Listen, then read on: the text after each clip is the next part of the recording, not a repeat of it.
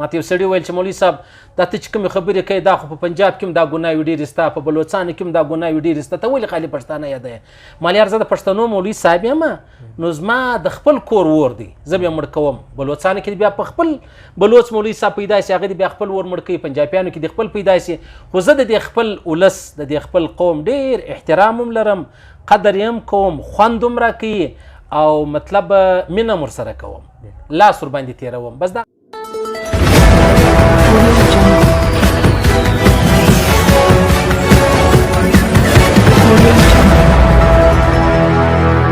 السلام علیکم د نن ویسل قدرمنو لیدونکو ستاسو د روغتیا په هیله لرم چې تېره اونۍ په خیر او عافیت رباندې تېره سوې وي د ځانګړو مرکو په لړ کې نن را سره میلمه او څار دیني عالم مولوي نورالدین اغا صاحب دی مولوي نورالدین اغا صاحب په ټولنیزو رسنیو کې خورا او څار دی او د خپلو بیانونو له امله په ټولنه کې ډېر محبوبیت شهرت او یو منل سوی دیني عالم دی نو دا چې د مولوي صاحب د ژوند په اړه او د ټولنې په اړه باندې کومې پوښتنې ګروېږنې دي دا به ټولې موږ د مولوي صاحب مخې ته ږدو تاسو زموږ سره سره اوسئ تر پایه پورې را سره مله اوسئ د هر څه څخه وړاندې مولوي صاحب ستړي مه سئ خدای مو راوله غفران جان ستړی مه سئ جوړ په خیر الله دې ژوندی لره الله دې قدر وکړه ستا او ستا د ملګرو ډېر شکریا ادا کوم چې تاسو مطلب د هغه چمنه څه خاص د دې دوو خبرو دپاره راغلي یاست هغه هم د مینوالو په فرمایش باندې یا د هغو په ویلو باندې الله مې ژوندي لره الله مې آباد لره الله مې هر کله راوله الله مې مه خرابوه ښاد اوسئ خوشحاله اوسئ مولوي صاحب چې تا موږ ته د خپل بوختیاو سره وخت راکړ مولوي صاحب تاسو کله فارغه سوي یاست غفران جان زه تقریبا په 2002 کې د کراچۍ څخه فارغه سوی یم جامعه فاروقیه د شیخ سلیم الله خان مولانا صاحب څخه زما اخرنی کال و چې هلته زموږ د بخاري کال و بخاري مې وویله سره د نورو صحه او سته چې کوم د حدیثو کتابونه دي نو چې هلته فارغه سو بیا د لې رالم کوټې ته بیا دا زما کوم مسجد چې دا اوس کار ورباندې شروع دی بس د لې امامت شروع سولو تقریبا دا شلم کال دی لویه دوره مو پر چا وکړه لویه دوره مې د هغه دوره وله چې پر شیخ سلیم الله خان مولوي صاحب ډېر زورور عالم د تمام دنیا د علماو مشر سرپرست بیا خاص کر د وفاق بیا خاص کر زموږ د دیوبند په هغه لوړو اکابرو د هغو شاګرد پاته سوی و نو ډېر ژوند الله ورکړی و په ډېره لوړه پیمانه الله علم ورکړی و زموږ بخاري موږ د هغه ځای څه وویله د هغه ځای فارغه سو پر هغه ځای هلته موږ لنګوټه تړلې ده نو دا مې د دورې ځای دی او مولوي صاحب د شیخ سبیل الله خان ترڅنګ ستا نور مشهور استادان څوک دي غفران جان زما مشهور استادان به زه داسې د علي په څه به درته ووایم په چمن کې مولوي اغا صاحب رحمه الله دا اوس 2 کاله مخکې 3 کاله مخکې روزه کې وفات شو دا زما ډېر محترم استاد و دا زما هغه اولنی چې سړی نیال ایږدي یا درخت ایږدي نو هغه بیا چشجن جوړیږي اولنۍ ورځ د ده دعاوې د ده سرپرستي د ده همکاري د ده مینه د ده الفت او د ده استازي دا زما سره سره وه بیا د هغه څخه ما بعد زما په لوړو مشرانو استادانو کې حفیظ فضل صاحب الله دې جنت عدن نصیب کړي ډېر زورور عالم و د هغه سره مې سبقان ویلي وو بیا قاضي حمیدالله جان صاحب په ګجران واله کې ډېر زورور انتیک عالم و چې د داسې پیمانې علما تقریبا ګر سره وستا هم نه د هغه سره تقریبا ما 4 کاله تیر کړي 15 کاله مې ورسره تیر کړي دي بیا د هغه څخه ما بعد ما په کوهاټ کې هم سبق ویلی دي کهی یوه علاقه ده هلته مې وړه دوره کړې ده او بیا په غټو استادانو کې دا اوس کې د منظور منګل صاحب چې کوم دی مولانا منظور منګل صاحب پر ده باندې ما ابو داود شریف ویلی دا زما استاد دی بیا تخصص چې دی هغه د مفتیتوب د افتا چې کومه بلل کیږي کورس کم دی دا ما پر مفتی ګل حسن صاحب باندې کړی دی زموږ د بلوچستان ډېر ماهره منل سوی عالم دی دا زما هغه سرسره کې څو استادان وو چې ما تا ته در وښول غفران جان او مولوي صاحب دا چې تا دونه ډېر سبقان ویلي دونه ډېر مشهور استادان دي ستا څو کلن یې زما عمر چې دی زه تقریبا په یو کم اتیا کې پیدا سوی یم تقریبا 43 کاله زما عمر دی نو بس دا هغه مې عمر دی بیا په اخوا نه دی کنې عام طور خلک خو نو عمر پټوي په هغې کې ګوره نه پوهېږم چې خالي ښځې په دغه مخته دي که نارینه مخته دي نارینهو ته بیا اوس غم دا جوړ شناختي کارډ یې جوړ سوی په هغه کې عمر لیکل یا بیا درواغ ورسره جوړ کړي چې یا نو شناختي کارت نه جوړېدی زما عمر کم و څه مې زیات وشوی سړی شناختي کارت به جوړ سي نو زما فکس عمر چې دی هغه تقریبا په یو کم اتیا کې زه پیدا سوی یم درود څلوېښتم کال مې دی. تاسو ډېر ښکلي بیانونه کوئ او تاسو په ټولنه کې ډېر محبوب یاست ډېر مینهوال لرئ د بیانو تر څنګ کتابونه هم درسوئ؟ یوه مدرسه د زما ډېر ښه ملګری دی مفتي نصیب الله دراني صاحب دی په کوټوالو کې د هغه خپل څه خاص مدرسه د څه خاص شاګردان یې دي هلته ورځمه هلته تر وړې دورې پورې سبقان سته تر مشکاته پورې سبقان سته نو په هغه کې تقریبا دا 10-12 کاله کېږي زه ورسره ملګری یم هلته زموږ کتابونه سته هلته سبقان ورته وایو نن مې هم سبق ویلی دی د هغه ځای سره راغلی یم و الحمدلله درس مې سته. مولوي صاحب ستاسو ویناوې لکه څنګه چې ما وړاندې ویل په ټولنیزو رسنیو خلک ډېرې څاري ډېرې ګوري ستا لومړنۍ وینا کله پر ټولنیزو رسنیو خپره شوه؟ غفران جان خبره دا د زما په خیال سره زما دا شلم کال دی چې زه دا بیانونه کوم د سهار منځه بعد ما د قرآن درس کوي د ماښام منځه بعد ما د حدیثو درس کوي دا زموږ د شیخ سلیم الله خان مولانا صاحب وصیت و موږ ته بس هغه مې کوي بیا تقریبا هغه د میډیا زمانه راله بیا په دې کې هغه د واتساپ خبرې رالې په هغه کې به زما بیانونه مطلب ملګرو به ریکارډینګ کوي بیا په هغه کې شیروي بیا کرا خبره تله بیا د فیسبوک دنیا راله بیا په هغه کې تر ډېره حده پورې مطلب اډیوز موږ بیانونه وو بیا وروسته ویډیو چې دی هغه شروع سولې نو تقریبا ما بیانونه د 10 کالو سې کوم په هغه کې بیا کله چې د واتساپ یا د موبایل زمانه راغلې ده نو د هغه وخت څخه بیا د هغه خبرې شروع سوي دي بیا چې د فیسبوک خبره پکې رااله بیا مې تقریبا د 4-5 کال دی فیسبوک کې بیا نو پر ښکاره باندې او ډېر عام او په ډېر لوی مطلب ترتیب باندې زموږ بیانونه چې دی هغه مطلب شیر سوي دي یا خورول سوي دي. ستا لومړنۍ وینا پر فیسبوک چا خپره کړه؟ زما اولنۍ وینا چې دا هغه د هغه نقیب الله ما در وښوی زما خادم دی دا ترتیب برابر کوي یو وخت یو ملګری رالی هغه ویل یاره مولوي صاحب چې کچ کې دا ستا بیانونه مطلب دا رسنۍ ته رسېدلي وای موبایل و فیسبوک و بل ته رسېدلي وای مال یار چې اوس خو ښه خبره ده بیا دا نقیب الله رالی هغه ډېر زبردسته ماشاءالله ډېر زه خو د الله حمد و شکر مطلب وایم او ادا کوم چې الله رب العزت ما ته ډېر ښه وزیر راکړی دی د الله رسول فرمایي چې الله پر چا مهربانه سي بیا وزیران ښه وزیران ورکړي دی ما ته داسې ملګری الله راکړی دی خادم الله راکړی دی چې نه د شهرت شوکې دی نه د نامه شوکې دی نه د خبرو شوکې دی بس د کار سره کار لري چې زه څه ورته ووایم دی تقریبا زما په قول کوي چې دی څه راته وایي ما تقریبا د ده خبره نه ده رد کړې نو دا تقریبا اولنی سړی دی چې د نن څه 4-5 کاله مخکې دغه سلسله او دا ترتیب چې دی هغه د شروع کړي د فیسبوک د لارې ستاسو ویناوې خلک ډېر خوښوي په ځانګړې توګه زموږ د ټولنې ځوانان او ډېر مینهوال لري د دې راز په څه کې دی؟ یاره غفران جان دا خبره خو به نو باید چې ته زما د مینهوالو څه وکړې چې دوی څه وایي چې ولې ما اوري خو زما تر ډېره حده پورې کوشش دا دی زما تر ډېره حده پورې محنت دا دی چې زه پر دا خپلو ملګرو پر دا خپلو مطلب سټوډنټانو پر دا خپلو الکانو د سکولو د کالجو د یونیورسټیو د بازارو د پارکینګو د هغه رقم د لوی لوی شاپینګ سنټرانو زه لاس پر تیر کړم اوس که چا څه مطلب ګناه وسوله د کفر ټاپه نه ورباندې لګوم که د چا څه یو خطا وسوله نو دا نه ورته وایم چې باید ته خودکشي وکړې که د چا څه یو غلطي وسوه لاره ورښیم چې د الله رسول فرمایي الله ډېر مهربانه ذات دی الله رب العزت تر ټولو ګناهو در تېرېږي بس موږ تر ټولو لوی تاوان دا دی چې جنت هم زما په لاس کې دی جهنم هم زما په لاس کې دی که زما خوښه وه هغه جنت ته اچوم که زما خوښه وه جهنم ته اچوم دا خبره نه ده زه د خپل ځان څه ګارنټي لرم چې الله به ما جنت لره بوځي که به م دوژخ لره بوځي العیاذ بالله نو چې د ځان ګارنټي نه لرم نو د جهان ګارنټي به زه څنګه درکم په دې وجه تقریبا په ډېرو خبرو کې زه د دې سره لار وړم لکه زموږ د پښتنو مشران راواخله اول کې م تا زما څه پوښتنه وکړه څه نو زه د ټولو مشرانو احترام لرم د ټولو مشرانو که د هرې پارټۍ پروا نه لري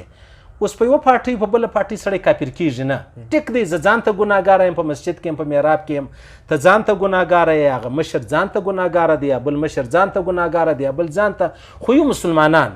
کلمه وایو الحمدلله الله واحد لا شریک ګړو دا مې ایمان دی محمد رسول الله خاتم النبیین ګړو دا مې ایمان دی قرآن چې دی هغه د الله کلام دی صحابه چې دی هغه د پیغمبر علیه الصلاة والسلام د مدرسې د دین او د اسلام ستوري دي نو بس دا ټول زموږ ایمان دی ورباندې بیا د الله رسول کومه خبره د تقدیر په حواله کړې ده، د وحدانیت په حواله یې کړې ده، د قبر په حواله یې کړې ده، د حشرګاه د میدان په حواله، د پلسیراتو د جنت د جهنم، ټول زموږ ایمان دی. به ټیک دی، یو سړی به دینداره یو سړی به نه دینداره، یو سړی به مطلب بزرګي ډیره کوي، یو سړی به کمه کوي، یو سړی به 5 وخت لمونځونه په جومات کوي، بل سړی به نه کوي. وسه جومات والا نشي کولی چې هغه چاته د کافر په نامه ووایي چې کوم چا په جومات لمونځ ونه کوي، او هغه چې چا په جومات لمونځ نه دی کړی و هغه چاته ملایکه نشي ویلی چې چا په جومات باندې ټول لمونځونه کړي دي. که څوم ښه خبره دا ده چې موږ په جومات لمونځ وکړو، خو لیکن زما خپل کوشش دا دی چې زه مطلب پر دې خپلو خاص کر موږ پښتانه یو، ماته یو سړي ویل چې مولوي صاحب دا ته چې کومې خبرې کوي دا خو په پنجاب کې هم دا ګناوې ډېرې سته، په بلوچستان کې هم دا ګناوې ډېرې سته، ته ولې خالي پښتانه یادوې؟ ما یار زه د پښتنو مولوي صاحب یم، نو زما د خپل کور ور دی، زه بیا مړ کوم. بلوچستان کې بیا په خپل بلوچ مولوي صاحب پیدا شي، هغه بیا خپل ور مړ کوي، پنجابیانو کې د خپل پیدا شي. خو زه د دې خپل ولس د دې خپل قوم ډېر احترام هم لرم، قدر یې هم کوم، خوند هم راکوي، او مطلب مینه ور سره کوم، لاس ور باندې تیروم. بس دغه به زما په خیال سره هغه لوی شی کني، هسې د الله فضل دی، الله خپل پرده را باندې اچولې ده چې زما په ګناو څوک نه دي خبر، هسې خلک د نیک ګمان را باندې کوي، لیکن د الله په دربار کې خو نه ده معلومه چې زموږ به څه حال وي. قدرمنو لیدونکو، تاسو دا غړی ځانګړې مرکه ګورئ، د ځانګړې مرکې میلمه له نیکه مرغه موږ په دې وتوانېدلو چې ستاسو سره د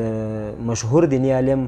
مولوي نورالدین اغا صاحب مخاطب کړو، او دی زموږ سره راسره زموږ پوښتنو ته ځوابونه وایي. مولوي صاحب، تاسو د پښتني ټولنې یو ځوان او منل سوی عالم یاست، زموږ د ټولنې هر فکر خلک تا خوښوي او دوی ته ډېر په مینه اوري، لکه څنګه چې له وړاندې ما تا ته وویل. د ټولنې په سمون کې او د ټولنې په برابرولو کې موږ نور کومې هڅې کولی سو؟ خبره داسې ده چې زه خو بل چمن کې زه میلمه ولم، بیا هغه زموږ څه ملګري راغلي وو، نو په هغه کې ما دوی ته ډېر دا خبره وکړه، مال تی د علماو څه احترام کوئ، تی پر علماو ډېر نیوکې مه کوئ. د علماو سره یو شی ورسره دی، هغه منټ پر منټ ستا کور والا پر تا طلاقولی سي او بیا تا کافر کولی سي. تی د علماو څه د خپلې خولې راواړوئ، تی خپل کار په ما، ستا میشن ستا پروګرام ګوره چې دا منشور وګورې، په منشور کې د هر چا دا نه دي لیکلي چې ته به د علماو مخالفت کوې، ته به د طالبانو مخالفت کوې، ته به د مدرسې مخالفت کوې. منشور کې دا لیکلي دي چې یاره زه به د خپل قوم خدمت کوم، زه به د خپل قوم د پاره مطلب هلې ځلې کوم، زه به د خپل قوم د پاره منډه ترنډه کوم. منډه ترنډه جاري ساته، او که ستاسو خپله منډه ترنډه پاتې، بیا ته پر علماو بد وایې، یا د هغه رقم دعوت تبلیغ والا راواخله، یا جهاد والا راواخله، یا د خانقاه والا راواخله، بیا مقصد پاتې سولو. زما خپل مقصد په مخ اخیستی دی، زما چې کوم ملګري دي د پښتنو مشران راواخله، ټولو ته احترام لرم. ټیک دی، ما درته ویلې نه زه فرشته یم نه دوی شیطانان دي، صحیح سو. زه په خپل حال کې ګناهګاره، دوی په خپل حال کې ګناهګاره. زه چې څومره یم له ما به هغومره پوښتنه کېږي، دی چې څومره دی له ده به هغونه پوښتنه کېږي. نو په دې وجه باندې مطلب زما خو دا کوشش دی، زما و هر چاته د هغه وینا ده، د هر چا مجلس لر ورځم، داسې نه چې زه مطلب د پلانې قوم مجلس لر ورځم، د پلانې قوم لر نه ورځم، د پلانې پارټۍ مجلس لر ورځم، نه نه نه نه، موږ ټول مسلمانان یو. چې مسلمانان په مسلمانۍ کې به دا خبره زوم به د خبره هم نه وي چې زه پر تا غږ وکم، ته پر ما غږ وکې، زه ستا سره مینه محبت وکم، ته له ما سره مینه محبت وکې، دا به زوم ډېره غټه خبره وي، او دغه لوی شی دی، دغه غواړم. او مولوي صاحب، تاسو د ټولنې پر ستونزو ډېر غږېږئ، پر کورني مشکلاتو او داسې نورې ستونزې، ولې ټولنې ته دومره وخت ورکوئ؟ دغه داسې دی غفران جان، زما اکثره بیانونه چې دي هغه خو نو په پښتو دي. بیا پښتو کې ما اوس زه به اسانه توری در وښیم، اوس خو روزانه د روزه ډېر وختي تېره سوې ده. که زه اوس د پیشلمي فضایل درته بیان کوم نو به خلک څه وایي؟ که زه اوس راولاړ سم د روزه مات فضایل درته بیان کوم خلک به څه وایي؟ صحیح سولو. داسې د دعوت تبلیغ والا وایي تاسو به مطلب څو خبرې خپلوئ، موقع شناسي، ته به موقع ګورې چې دا موقع د خبرو ده که نه ده، زه وکم که نه وکم. مردم شناسي، ته به دا ګورې چې دا مسلمان دی که هندو دی. وقت شناسي، ته به وخت معلوموې. نو دلته ما دا ټولو خبرو ته چې کتلې دي، ما لره تقریبا که درته ووایم تر ټولو زیاتې مسلې د طلاقو راځي، تر ټولو زیاتې مسلې زموږ توی د خوندو د لوڼو راځي، تر ټولو زیاتې مسلې زموږ توی د دننو کورو د جنګو د پریشانۍ راځي، تر ټولو زیاتې فیصلې او مسلې چې دي هغه د ګډ کور د جنګو راځي. بس نو زه ځکه و دې خبرو ته زما ډېر پام دی نو دا خبرې زه غواړم چې دا حل سي او تر ډېره حده پورې الحمدلله زموږ د خبرو د وجې د الله عظیم فضل زموږ خبرې یو سبب سوی دی بیا دې لارې ته راغلی دی بیا هغه خبره لرې کړې ده بیا کور په خندا سوی دی هغه جنګ و جګړه د مابین ځه وتلې ده. مولوي صاحب د مدرسې او د ښوونځي ترمنځ واټن نسبتا کم سوی دی د پخوا په څیر نه دی ستاسو په دې اړه شخصي نظر څه دی؟ یعنی مطلب دا دی چې د اسکولو د کالجو د مدرسو په حواله هغه وجه دا د غفران جان نه چې زموږ پخواني علما چې دي هغه اکثره د عصري تعلیم څخه لرې وو بس صرف لکه زموږ ته دایرې راواخله زموږ ته مسجدان راواخله بس کشنۍ به موږ ورواستوي هلته بیا سبق وایي سپاره وه بیا به شرصلات و بیا به قدرې وه بیا به هغه په 12 14 کاله باندې بخاري ته ورسېدی نو له دنیا به ناخبره ولو. اوس خو داسې زمانه سو الحمدلله چې اوس هر سړی کوشش دا کوي چې یاره زما زوی که د آخرت عالم جوړیږي د دنیا عالم دې ورسره جوړ سي و چې یو سړی زه اسانه توری درته وایم یو داسې عالم دی چې حفظ یې هم کړی دی یو داسې عالم دی چې حفظ یې نه دی کړی و چې حفظ یې کړی دی هغه څومره ماهر یې په دا خپل علم کې او چې حفظ یې نه یې کړی هغه څومره مطلب شاته یې نو دلته خبره دا سوله چې زموږ طالبان زموږ علما د کراچي ټول علما راواخله د پنجاب راواخله زموږ د پښتنو ټول الکان راواخله ولې اسکولونه وویل کالج یونیورسټي لره ولاړو بیا رالو مدرسو لره په مدرسو کې سبقان وویل بیا په هغه کې دا خبره چې دغه برابره سوه زه اوس ما اسکول هم ویلی دی په چمن کې تقریبا تر شپږمه پورې ما اسکول ووایي بیا ولاړم پنجاب لره نو د اسکول ماحول ما ته رامعلوم دی د ماشټرانو قدر ما ته رامعلوم دی حتی غفران جانه زه به تا ته ووایم زه چې تر نن ورځې پر دعا کوم زما استاد قاضي حمیدالله جان صاحب زما استاد شیخ سلیم الله خان مولانا صاحب زما استاد مولوی آغا صاحب رحمه الله زما استاد حافظ فضل صاحب رحمه الله زما استاد مفتی ګل حسن صاحب زه دعا ورته کوم زما د اسکول چې کوم ماشټران دي ماته ای بی سی ویلې ده ماته یو دوه درې ویلې دي زه هغو ته هم والله د هغې دعا کوم چې کومه دعا زه د شب قدر په شپه و هغه دیني استادانو ته کوم د هغه دعا زه دغه عصري علوم چې کوم ما د چا څه ویلي تر یو حده پورې زه هغو ته هم والله دغو نه دعا کوم نو ځکه ما دغه ماحول هم لیدلی دی دا ماحول مې هم ولیدی نو زه اوس نسم کولی چې چا ته ووایم چې ورور ته اسکول مه وایه یا کالج مه وایه د هغه رقم تعلیم مه حاصله مولوي صاحب ځینې خلک عصري زده کړې لکه تا چې اوس وویلله دې مباح بولي ډېرې اړینې نه بولي ستاسو له نظره عصري زده کړې څونه مهمې دي؟ غفران جان زما سره پر دې خبره به ډېر خلک اختلاف وکړي خبره داسې ده چې ډېر داسې کسان ستا خاص کر هغه د انجونو د تعلیم په حواله شاید ستا به هم دغه مقصد دیګر سره چې دغه د انجونو چې کوم تعلیم دی دا خو زما په فکر زه فرض بولم یو هغه فرض دی چې هغه کوم الله و رسول فرمایلی دی چې زما او ستا لمونځ زکات روزه او حج دی بل هغه تعلیم دی چې الله رب العزت ما او تا ته د حلال تر حرام تر حده پورې ویلی دی ټیک دی صحیح هغه فرض دی کنې زموږ ته مشران سپین سرې راواخله سپین ږیرې راواخله هغو د غومره حلال و حرام زده دي هېڅوک بد نسي ورته ویلی چې تا دنیا ولې نه ده حاصله کړې د دنیا علم دې ولې نه دی حاصل کړی په دا اوس زمانه کې خو بیا اوس خبرې دا رقم سوې ما ورته ویلې ما ول دا اوس ابل اوس تللی وم هغه پښتونخوا چې کوم لټ بینک دی هلته م څه وینه ورکوله ده راته ویل چې مولوي صاحب دلته دا علما زموږ مخالفت کوي چې تاسو دا حرام دی ناجایزه دی دا نسئ کولی دا مه کوئ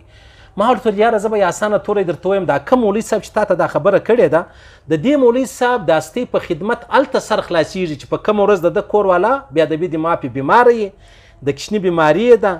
دلته د وینې ضرورت دی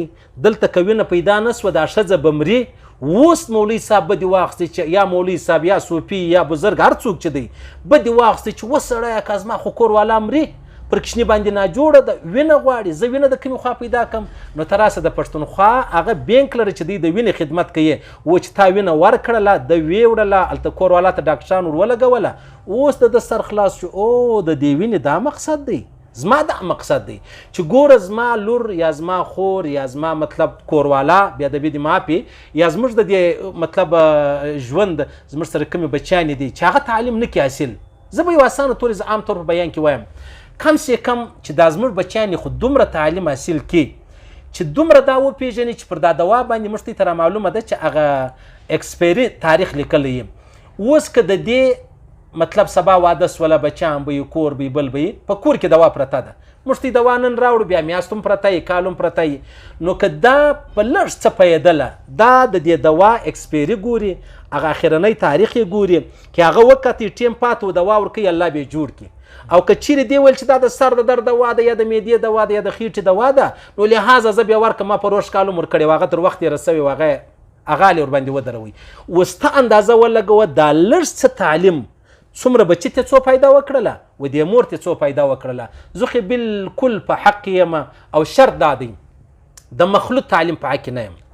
ځکه مخلوط تعلیم اوس دا چې سولو چې زموږ ځوانان د تعلیم دومره شوقیان دي لکه دوی چې د نورو خبرو شوقیان دي. د بچی دپاره ځان ته کمره، کلاس، د هغه رقم خپل استاز، د الکوانو دپاره جلا، څه بده خبره خو نه ده. د الله رسول فرمایي چې ستاسو بچیان 7 کال 10 کال ته ورسېدل د ورور د خور بسترې له ور جلا کوئ. موږ چې 15 کاله ته ورسېدو موږ ولاړو د خپله خور مې د پرېدي سره کښېنوله، نو بده خبره نه ده. بیا الحمدلله موږ مسلمانان یو. لکه چې څومره ما او تا د دې دنیا فکر کوو دغومره د الله او د رسول فکر نه دی ضروري. نو د الله او د رسول فکر به هم کوو چې هغه څه راته ویل دي پر هغه لاره به هم ځو، د دنیا تعلیم به م ورسره وکړو، هېڅ مشکل به نه وي په دې کې. او مولوي صاحب کله چې طالبانو په افغانستان کې بیا واک ته ورسېد، د جمهوریت سقوط سو، د هغه څخه وروسته دوی تر شپږم څخه پورته د نجونو ښوونځي وتړل او تر اوسه پورې خلاص کړي نه دي. ستاسو دا چې طالبان هم علما کرام لري، ملایان لري، ستاسو ورته مشوره څه ده؟ زما خو غفران جان خبره دا ده چې هر سړی په خپل کار ډېر ښه پوهېږي. بیا خاص کر افغانستان خو ځان ته اوس خپل مطلب په خپل نامه غږ کوي، خپل ځان ته حیثیت لري، خپل ځان ته مطلب ډېر لوی کمال لري.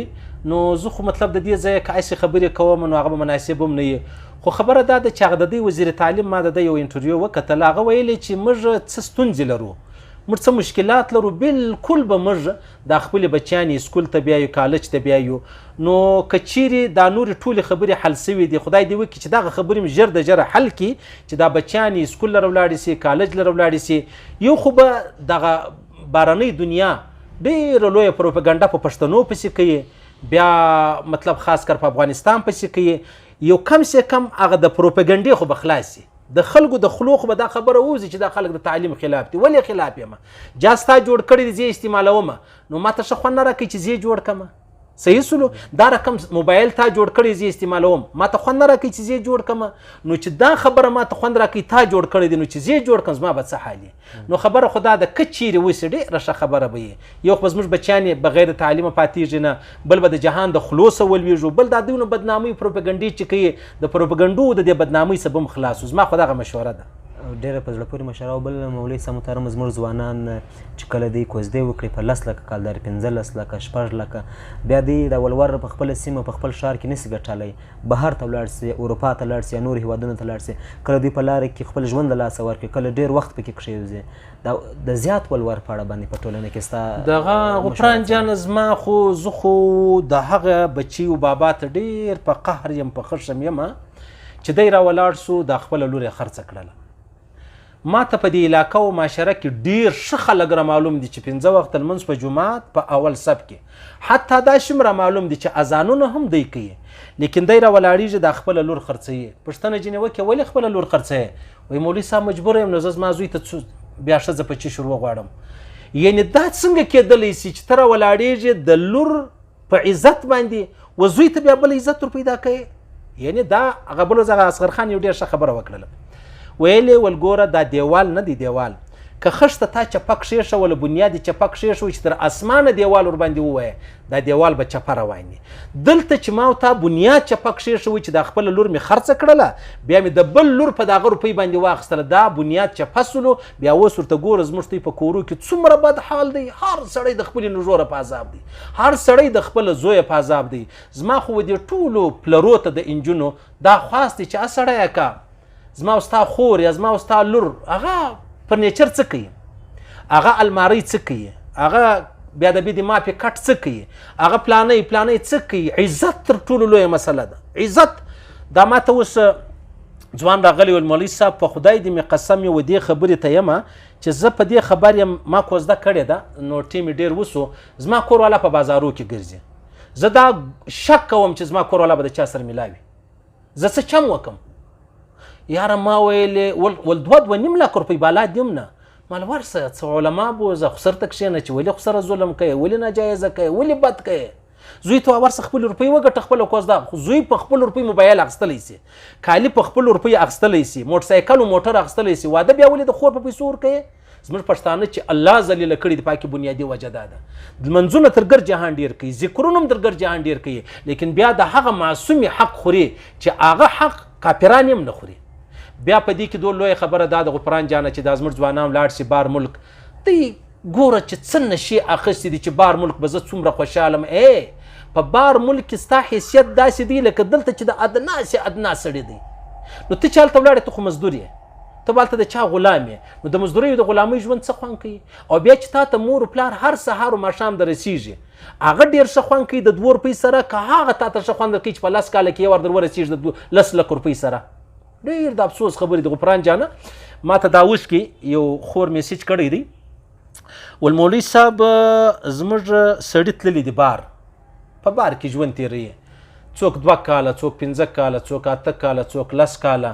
ډېره پریشانه یم، زما دپاره څه کول پکار دي؟ یعنی ګوره ما زه به یو اسانه توری درته ووایم، پښتو توري دي، د هر څوک چې زموږ خبرې اوري زه ډېره معافي ځینې غواړم، بیا خاص کر زموږ د مندو پر ځای زموږ د پلرو پر ځای دي، زه ډېره معافي غواړم. ګوره انسان د خوراک عادي دی، صحیح سلو و چې یو سړی مطلب ته خوراک ور باندې بند کړې د ده به څه حال دی؟ د چښاک عادي دی، ته چې چښاک پر ده باندې بند کړې د ده به څه حال دی؟ اوس یو سړی دی هغه د خپلې کور والا سره ژوند په ژوند عادت دی، کور والا نه دی به څه کوي؟ د هغه رقم کور والا د خاوین بغیر الله رب العزت دغه لباس بللی دی، د دې لباس بغیر ما ته د باندې وتلی نسو وتلی. دلته یو سړی بغیر د کور والا او کور والا بغیر د سړي، یو خو مجبوري ده، د مجبورۍ نه وایم، مجبوري خو ځان ته غټې غټې خبرې دي چې کومه مجبوري ده. یو عام طور زموږ ځوانان هلته تللي دي، ښځې دلې پاته دي، ډېر د افسوس ژوند دی. په خدای دې مې قسم یې دومره به وژاړئ، دومره به وژاړئ، د سترګو اوښکې به مې ختمې سي. ولې؟ دا ته چې کومې روپۍ ګټې دا ته ورور لره ګټې، دا ته خپلې ورېندارې لره ګټې. دغه ورور دغه ورېندار به بیا ستا دپاره څه شي؟ دا به ستا دپاره بیا د پیغور سبب وګرځي. دا اوس یو هلک ما ته میسیج د باره څه کړی دی، ول مولوي صاحب ما په خپل وطن کې د پلار جایداد ټول ور پرېښوی زما ورونو ته، بیا دغسې راولاړ سولم، ما ډېر روپۍ ورستولې، روپۍ ښه زبردسته کارونه مې ور برابر کړو. اوس هم ما ته وایي چې وروره ته به روپۍ راستوې. ما یاره خو بس یې کوې، د پلار جایداد مې هم ګرده درکوي، هغه چې کوم یا ودونه و یا کاروبار و هغه مې هم در برابر کړو، اوس مې هم نه پرېږدي. وایي یا موږ در سره شریکان یو، دوی زما شریکان دي. مال نه هغه زړې لا بېرته ځینې واخله، زړې لا بېرته ځینې واخله. مال ستا بچیان، ول بچیان زما سره خپله را سره دي، د دوی سره نه دي. مال 1000 حق نه در باندې لري. ها همدردي او وسیله چې دغه ځان ته خبره ده. اوس دغه ورور 20 کاله تقریبا د خپلو ورونو د قریبانو سره ښه کړي دي، 20 کاله بعد چې روپۍ پر بندې کړي هغه ګرد وشکنځای ورته کوي. نو دا 20 کاله دی نه وایي چې ما غلط کار وکړي. دا رقم به هر سړی پښیمانه کېږي پر دا خپلو ښو چې هغه دا رقم ښیي. او مولوي صاحب بله پوښتنه دا ده، که چیرې یو سړی وي او دی کاروبار کوي، په دی کې حلال و حرام سره ګډ وي، او بیا دی وروسته توبه وکاږي، هغه کوم پیسې چې ده ګټلې دي دغه پیسې به څه پکوي؟ غفران جان خبره داسې ده چې اوس ګوره زموږ ته ژوند دی، په ژوند کې موږ راولاړ سو مثلا غیبت وکړو، یا راولاړ سو بد نظري وکړو، یا راولاړ سو خدا نخواسته شراب وڅښو. و شراب الله را معافیي، پروا نه لري. غلط نظري الله را معافیي چې موږ څه وکړو، موږ د الله څخه معافي وغواړو، توبه وباسو. او بیا پاته دا خبره ده چې اوس ما سره 10,000 روپۍ را سره دي، په 10,000 کې مطلب دا ما ګټلې دي په حرامو باندې. اوس مطلب 15,000 زما حلال وي، 15,000 حرام وي. اوس زه ولاړم مخ ته ولاړم، ما 15 کروڑ روپۍ پیدا کړلې. په دې کې هغه مردارې روپۍ چې کومې پرتې دي هغه په دې باندې که توبه وباسې هم نه پاکېږي، او که ته معافي د الله څخه وغواړې هم نه پاکېږي. ولې نه پاکېږي؟ ستا روپۍ هغه معلومې دي پرتې دي، صحیح سلو. نو لہذا هغه پیسې به ته ټولې راباسې چې د کم چا هغه دې خوړلې دي هغه ته به ورسوې، او د کم چا څه دې وړي دي هغه ته به ورکوې. قریبان عزیزان به پیدا کوې، که قریبان عزیزان نو هغه خلک نو بیا به راخلې، بیا به خیراتوې د هغه سړي په نیت باندې چې الله رب العزت دا ما د چا روپۍ خوړلې دي، زه اوس معافي غواړم له تا، او دا خیراتوم په هغه پسې ګوندې الله رب العزت معافي ورته وکړي. مولوي صاحب د مرکې په وروستۍ شیبو کې یو خدای مو شاد لره دا چې تاسو ډېر ځوانان ګوري، تاسو ډېر مینوال لري او خلک مو ډېر اوري، څه پیغام لري؟ ستاسو خپل پیغام څه دی؟ غفران جان زما پیغام دا دی چې زه و دې خپلو ټولو ملګرو ته وایم، د کالجو، د یونیورسټیو، کاروباریانو، دغسې مطلب په هر لیول کې چې دی، د علماو بد مه وایست، په علماو پسې بد مه وایست. علما چې دي هغه انبیا نه دي، صحابه نه دي، تابعین نه دي، زما استاد د معاشرې اوسېدونکي دي، زما استاد د معاشرې مطلب افراد دي. اوس که زه چیرې مطلب ته و ما ته په دې نیت ګورې چې زه د ابوبکر صدیق پر ځای یم، یا د نعمان بن ثابت، د امام ابو حنیفه صاحب پر ځای د امام بخاري صاحب، دا ډېره لرې خبره ده چې څنګه ته یې هغسې زه یم. بس ټیک دی، زه په مسجد کې ژوند تېروم، ته د مسجد ته بار ژوند تېروي. یو دا د علماو بد مه پسې وایه، ټیک دی، د یو عالم سره ستا نه لګېږي نه لګېږي، په دنیا کې زما استاد نیم جهان سره نه لګي نو ما ته پسې گایېږو او بل لړ څه د دعوت تبلیغ سره تعلق جوړ کړي. دعوت تبلیغ سره تعلق جوړ سو ایمان به وپېژنې کلمه به وپېژنې دغه رقم لمونځ به زده کړي قرآن به زده کړي نورې خبرې پرېږده چې یا مطلب پلانی دي پلانی نه ګوره موږ مسلمانان یو په مسلمانانو کې ډېر بد خلک سره موږ مسلمانۍ پرېږدو په دعوت تبلیغ والا کې سته داسې خلک سته وروره پورونه واخلي بیا ولاړ شي په تبلیغ کې د خلکو روپۍ وړې دي بیا ولاړ شي په تبلیغ کې د خلکو روپۍ لاندې کړي بیا ولاړ په کال کې اوس د ده د وجې به ما ته د دعوت تبلیغ کار نه پرېږدو. ها دعوت تبلیغ په خپله ډېره زبردسته لاره ده ډېر زبردسته محنت دی ډېر زموږ د بزرګانو د اکابر یو ډېر لوی عظیم داستان دی او اخرنۍ خبره به دا ورته وکړم چې تاسو په خپلو کې سره جنګېږئ مه که ورونه یاست که دغه رقم خویندې یاست په کور کې بېشونه زره وکئ. اوس پرون د چمن څه کسان راغلي وو چې مولوي صاحب موږ داسې جنګونه وکړو زموږ داسې ورونه دي پلانه نو مال بیش سره وکئ ولې یا نو مولوي صاحب یا به دا کور نو مطلب څوک بې ګوري مال ولې به څوک ګوري دا ګر جهان چې چیرې پراته دي سره ورونه پراته دي هیڅ پروا نه لري هیڅ بده خبره نه ده بېشونه سره وکئ په خندا یې سره وکئ په ښایسته پراخو تندیانې سره وکئ او که سبا په جنګو سره کوئ بیا خالي ورته ګوري بس دا زما پیغام دی. مولوي صاحب محترمه خوشحاله اوسئ چې ډېر بوختیاو سره سره دې موږ ته وخت راکړه او راسره وږغېداست خدای مو شاد لره. الله دې ژوندی لره غفران جان الله دې ته آباد لري ارشاد لري سره ستا د ملګرو او الله رب العزت دا زموږ ته وینا د خپل رضا دپاره وګرځوي. الله رب العزت دا زموږ وینا زموږ د قوم زموږ د ولس زموږ د وګړو دپاره د خیر سبب وګرځي د شر سبب نه د خیر ذریعه وګرځي د شر ذریعه نه او دغه خبرې د الله رب العزت زموږ دپاره د نجات سبب وګرځي. الله دې بس پر دغه خبرو موږ ته د عمل کول توفیق راکړي. امین. الله دې ژوندی لري. قدرمنو لیدونکو دا مشهور دیني عالم مولوي نورالدین اغا صاحب چې زموږ پوښتنې ځوابولې د ځانګړو مرکو دغه لړۍ دوام لري په ترڅ کې به یې د مولوي صاحب په شان د ټولنې ځلانده ستوري در وپېژنو. خوشحاله اوسئ.